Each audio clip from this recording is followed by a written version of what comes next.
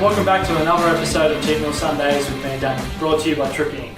Today we're going to do a little bit of an Indian-inspired dish. We're going to be doing some tikka salmon with some onion bhajis, well actually vegetable bhajis. It will be on a bed of rice, so it should be nice and good.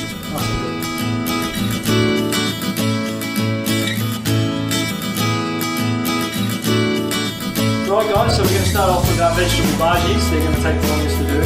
So for our vegetable bhajis, we're going to use some onion, some eggplant, some carrot and some zucchini. We're going to slice all these up nice and thin. We're going to steam them all just for a little bit, just to make them nice and soft, make them easy to work with. And then we're going to work on our batter and get them into the shallow fry.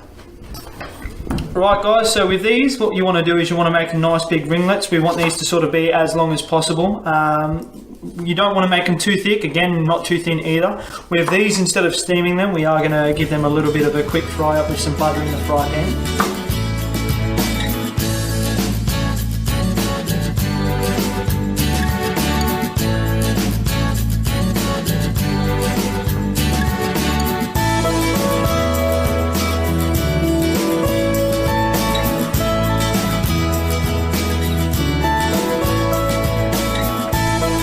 Okay guys, now we've done all our veg preparation, we've got everything cut up and ready to go. We're just going to fry up the onions for a little bit. We're going to steam our vegetables just for a short amount of time.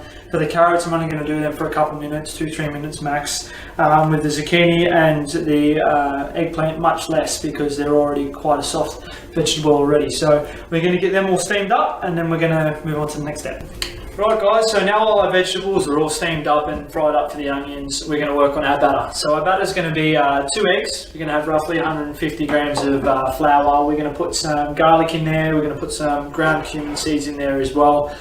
Mix it all together and then we're going to start on our onion and vegetable butter.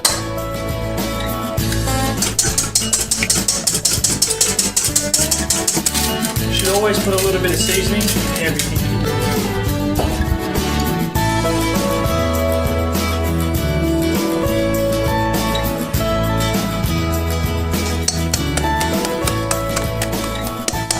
Right guys, so we're just going to get our pan up to ready to doing a bit of a shallow frying here. So I actually have quite a deep sauteing dish. I'm going to use this one for today. We want to fill it up with enough oil that it covers most of the bhaji when it goes in. So just get your pan, fill it up with a bit of vegetable oil.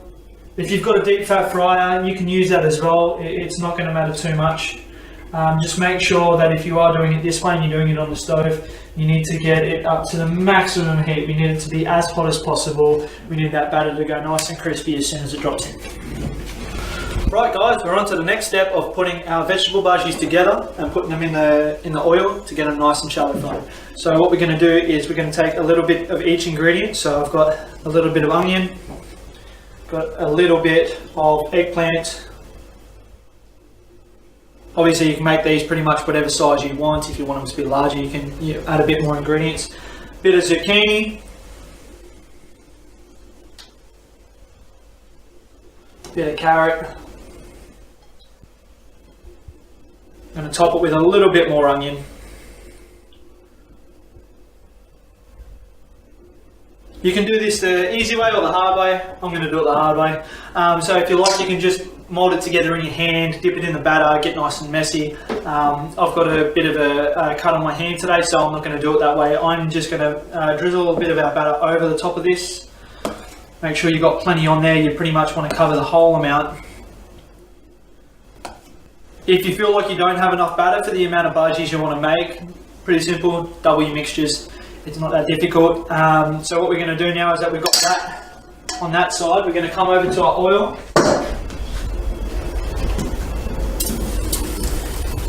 We're going to dip it into our oil, flip, and then we're going to top it with a bit more of our batter. Once it's golden brown on one side, just get a couple of utensils and give it a bit of a flip.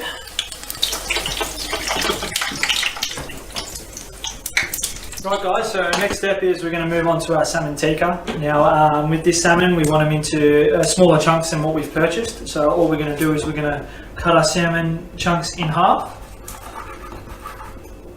And then in half again. And you should get lovely little chunks. And then with these little chunks here, all we're going to do is we're going to get our little tikka mix. Should be able to purchase this from almost any Coles or Woolworths or any supermarket that's near you. Yep.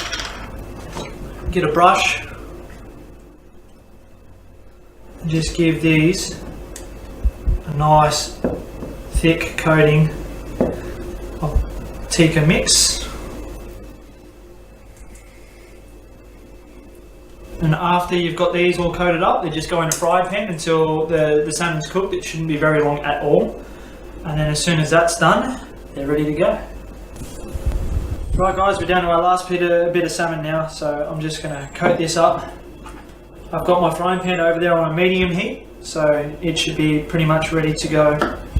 We want to just drop these salmon pieces in. Like I said, leave them for a couple of minutes, not too long at all. Just until they're nice and golden and cooked most of the way through.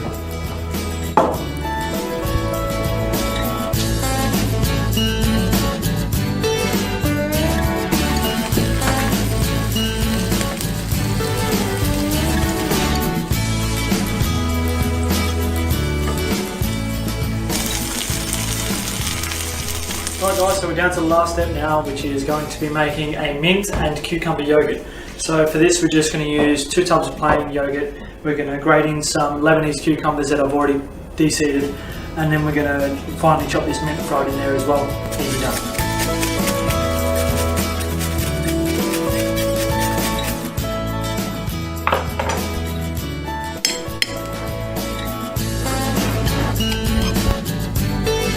Right guys, so we're all done. We've got our salmon tikka, we've got our vegetable bhajis, we've just put it on a bed of rice, and we've got our cucumber and mint yogurt. Everything goes really well together. This has been another episode brought to you by Cheat Meal Sundays and the Tripping Network. Thanks.